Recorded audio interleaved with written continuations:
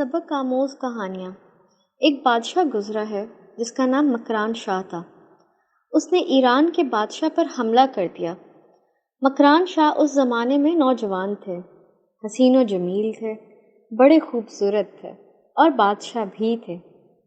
जिस बादशाह से जंग करने गए वो कमज़ोर पड़ गया। बूढ़ा आदमी था, उसकी फ़ौज भाग गई तो उसने जान छुड़ाने के लिए ख़ुद को किले में बंद कर दिया। बहुत बड़ा किला था। मकरान शाह ने अंदर जाने की सख्त जदोजहद की कि कोई रास्ता मिल जाए अंदर जाने का या ये बाहर निकले, लेकिन कोई रास्ता ना मिला। उस बादशाह की एक शहज़ादी थी। वो छत पे चढ़ी तो उसकी नज़र मकरान शाह पर पड़ी। खूबसूरत नौजवान और शहज़ादा भी था, तो वो शहज़ादी उसकी तरफ माइल हो गई।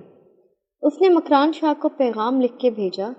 कहने लगी, अगर तो मेरे साथ शादी का वादा करें तो मैं तुझे अंदर आने का खुफिया रास्ता बता दूंगी, इसलिए कि मेरा बाप कमज़ोर हो गया, तू नौजवान है और तेरी खूबसूरती और तेरे जाहो जलाल ने मुझे माइल कर लिया है। अगर तू वादा करता है शादी का तो मैं तुझे रास्ता बताती हूँ। बादशाह को तदबीर की ज़रूरत थी। उसने कहा, मैं तैयार हूँ। रास्ता बताओ। उसने खुफिया रास्ता बताया। मकरान शाह अंदर गया, बादशाह को पकड़ा, उसके बाप को कत्ल किया और उसके इलाके पे कब्ज़ा कर लिया और उस औरत से शादी कर ली। एक रात बिस्तर पर लेटे थे कि शहज़ादी उठ के बैठ गई। कहने लगी, बिस्तर पर कोई चीज़ है? उसने कहा, कुछ भी नहीं है, मैंने खुद देखकर बिछाया है। कहने लगी, नहीं, कुछ है। मकरान शाह ने ऊपर से चादर जो उठाई तो नीचे एक धागा निकला। हाथ फेरते हुए तो नज़र नहीं आता था। कहने लगा, तो इतनी नाजुक मिजाज है कि एक धागा नहीं बर्दाश्त हुआ। तो कहने लगी, मेरा बाप मुझसे बड़ा प्यार करता था, बड़ी मोहब्बत करता था।